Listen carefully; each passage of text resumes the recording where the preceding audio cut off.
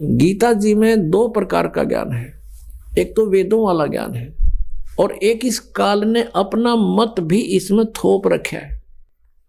स्थान स्थान पर कहता है ये मेरा मत है, ये मेरा मत है। जहां इसने ये नहीं कहा मेरा मत है, वो वेद ज्ञान है। तो इसने छठे अध्याय में लिखा है कि एक स्थान पर बैठकर, एकांत स्थान में बैठकर ऐसा आसन लगाओ जो ना ऊंचा हो ना नीचा हो, और बढ़िया मृगशाला या कोई अच्छा वस्त्र बिछाओ और नाक के अग्र भाग पर ध्यान लगाओ। ये है इसका अपना मत। और फिर अध्याय नंबर 3 के श्लोक नंबर 8 में यह कहता है कि अर्जुन, अगर तू एक स्थान पर बैठा रहा तो तेरा निर्वाह कैसे होगा? तो अगर हम इसको मानेंगे तो चौथे अध्याय वाला कैंसिल हो गया, गलत हो गया। तो इस प्रकार हमने जहां पर इसने ये अज्ञान हमें दिया है, वो इसका मत है वो अलग है। जो वेद ज्ञान है उसको ग्रहण करना है। तो मंत्र कहीं पर भी इसने और नहीं लिखा, केवल एक वो मंत्र ही बोला है।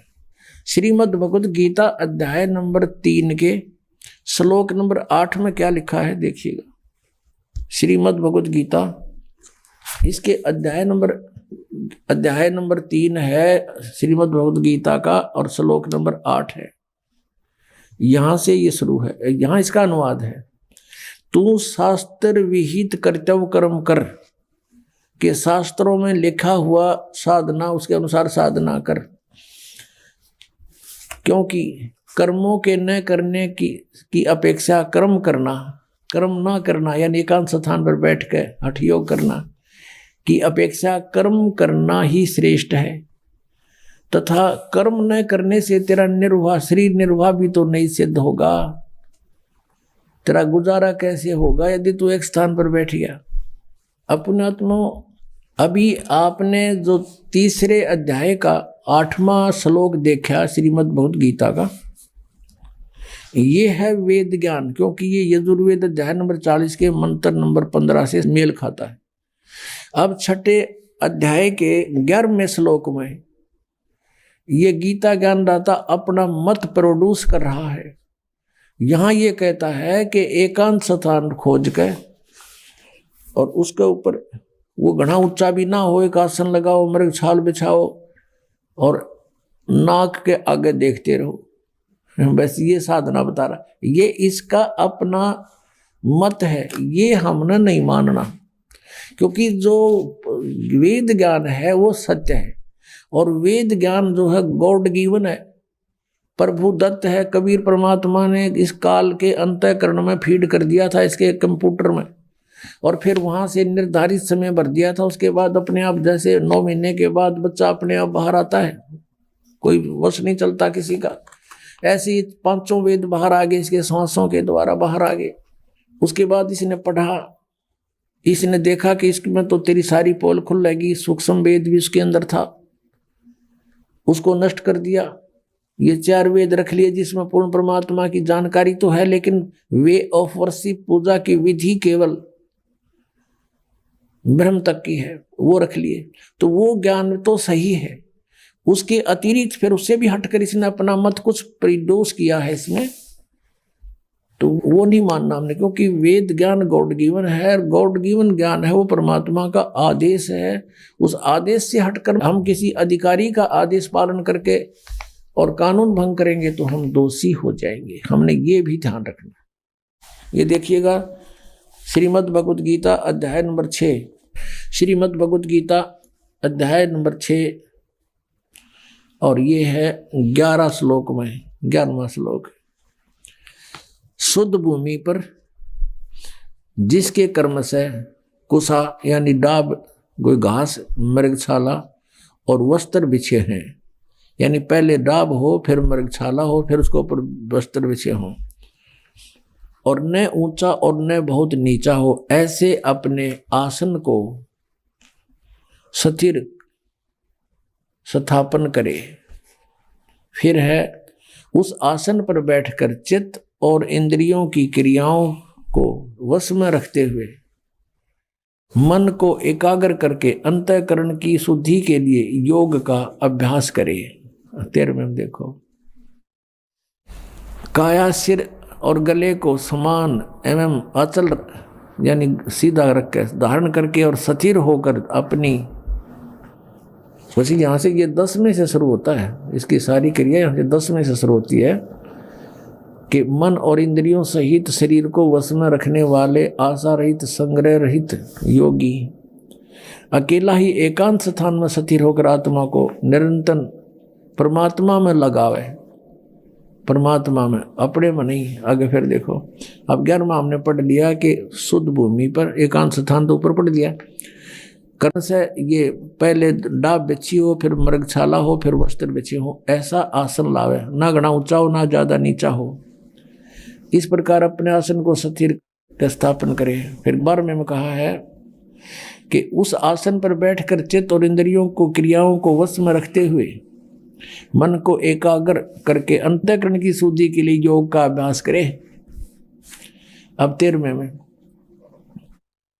छठे अध्याय का 13वां पढ़ रहे हैं। काया सिर और गले को सम्मान एवं अचल करके धारण करके और स्थिर होकर अपनी यानी एक स्थान पर डट कर बैठे। अपनी नासिका के अग्रभाग पर दृष्टि जमाकर अन्य दिशाओं को न देखता हुआ। अब ये हम देख रहे हैं 14वां।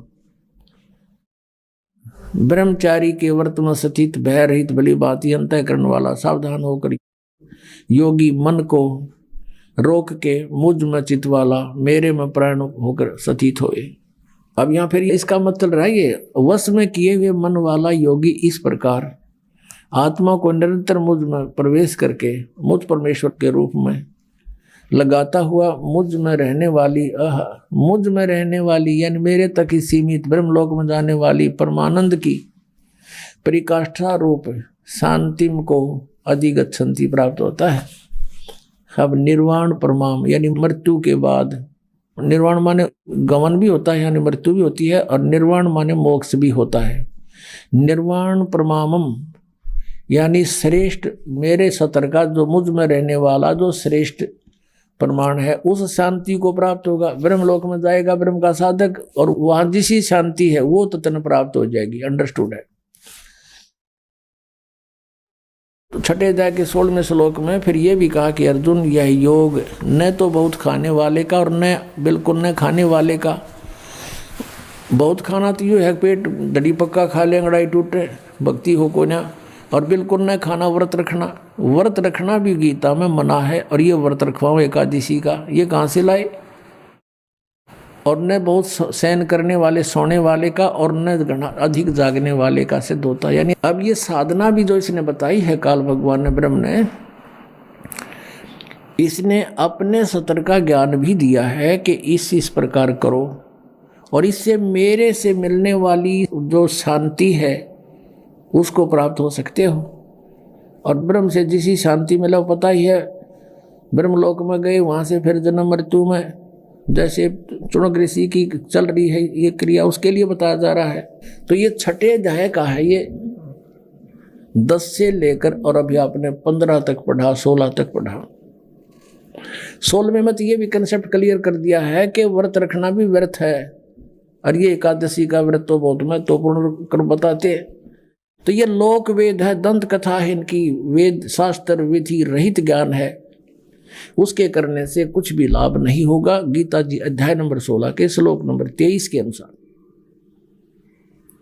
अब हम फिर उसी प्रसंग पर आते हैं कि जैसे तीसरे अध्याय के 8वें श्लोक में गीता ज्ञानदाता कहता है यदि तू एक स्थान पर बैठ गया, ये तो वेद ज्ञान है, और काम छोड़ दिया, तेने कर्म करेगा नहीं तो तेरा निर्वाह कैसे होगा, ये तो सही है। और यहां इसने बताया छठे अध्याय के अंदर 10 से लेकर 15 तक ये बताया कि इस प्रकार करने से और मुझ से मिलने वाली जो शांति व तन पता जैसी मिलेगी ब्रह्मलोक प्राप्त होगा, वो प्राप्त हो सकती है। तो ये इसका मत है।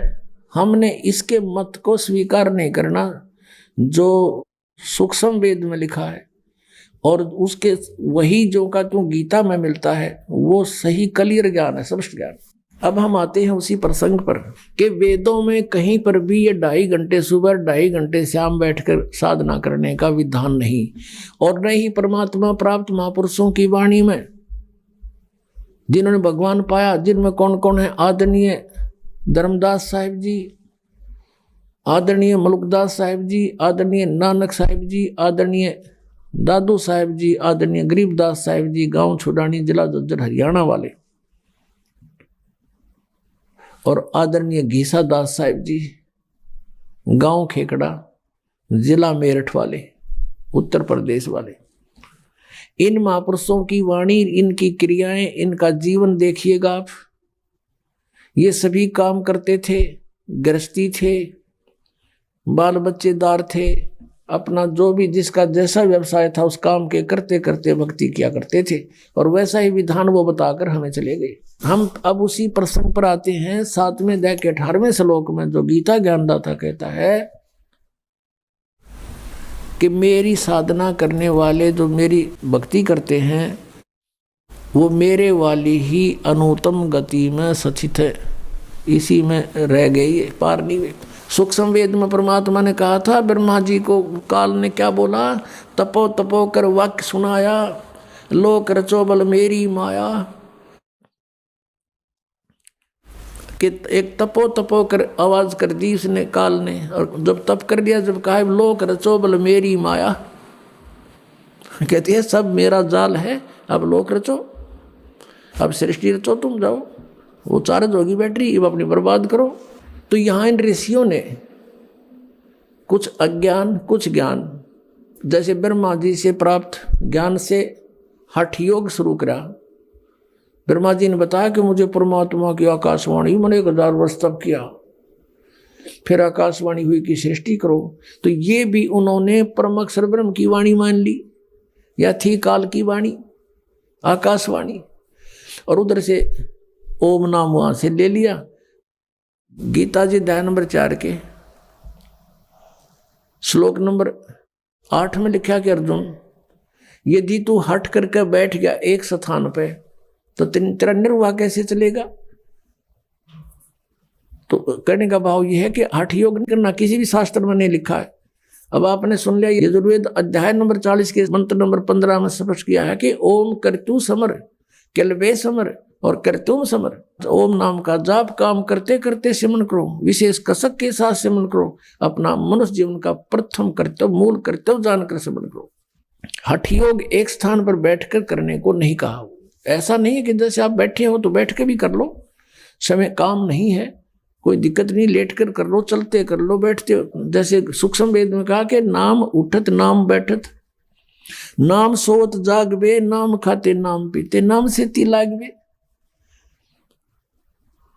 तो इस प्रकार ये साधना तो इस तरीके की है, ये वेदोनुसार यानी सदग्रंथों में तो ये सहज साधना है, सहज साधना, सिंपल वर्शिप। और इन्होंने अपने हठ योग ज्ञान से इसको इतना कठिन बना दिया। कोई तप करता खड़ा होकर, कोई उल्टे पैर करके, ऊपर न पैर नीचे को सिर करके, कोई व्रत रख के, कोई पहाड़ों पर जाता भगवान को खोजने के लिए, और कोई कुछ अन्य मंत्र करता है जैसे हरे कृष्ण कृष्ण कृष्ण हरे हरे राधे राधे श्याम मिला दे। ये गीता जी में है कहीं? तो गीता जी में जो लिखा है वो साधना है भक्ति की। उससे छोड़कर जो साधना या मंत्र हम करते हैं वो शास्त्र विधि को त्याग कर मनमाना आचरण है, वो यूजलेस है। गीता जी अध्याय नंबर 16 के श्लोक 23 में कहा कि अर्जुन, जो शास्त्र विधि को त्याग कर मनमाना आचरण करते हैं, न तो उनकी गति हो सकती, न उनको सुख हो, ना कोई सिद्धि प्राप्त हो सकती, यानी यूजलेस। तो गीता जी में जो वर्णित विधि है उसके पाने का जो मंत्र है, और फिर शेष संकेत दे रखा है कि उस तत्वदर्शी संत को पूछो, पता करो, तो वो है साधना करने की। तीसरे अध्याय के 8वें श्लोक में गीता ज्ञानदाता कहता है यदि तू एक स्थान पर बैठ गया, ये तो वेद ज्ञान है, और काम छोड़ दिया, तेने कर्म करेगा नहीं तो तेरा निर्वाह कैसे होगा? ये तो सही है। और यहां इसने बताया 6ठे अध्याय के अंदर 10 से लेकर 15 तक ये बताया कि इस प्रकार करने से और मुझ से मिलने वाली जो शांति व तन पता जैसी मिलेगी, ब्रह्मलोक प्राप्त होगा, वो प्राप्त हो सकती है। तो ये इसका मत है। हमने इसके मत को स्वीकार नहीं करना। 16वें मत ये भी कंसेप्ट क्लियर कर दिया है कि व्रत रखना भी व्यर्थ है, और ये एकादशी का व्रत तो बहुत महत्वपूर्ण कर बताते हैं। तो ये लोक वेद है, दंत कथा है, इनकी वेद शास्त्र विधि रहित ज्ञान है, उसके करने से कुछ भी लाभ नहीं होगा। गीता जी अध्याय नंबर 16 के श्लोक नंबर 23 के अनुसार जो सूक्ष्म वेद में लिखा है और उसके वही जो का जो गीता में मिलता है वो सही क्लियर ज्ञान है, स्पष्ट ज्ञान।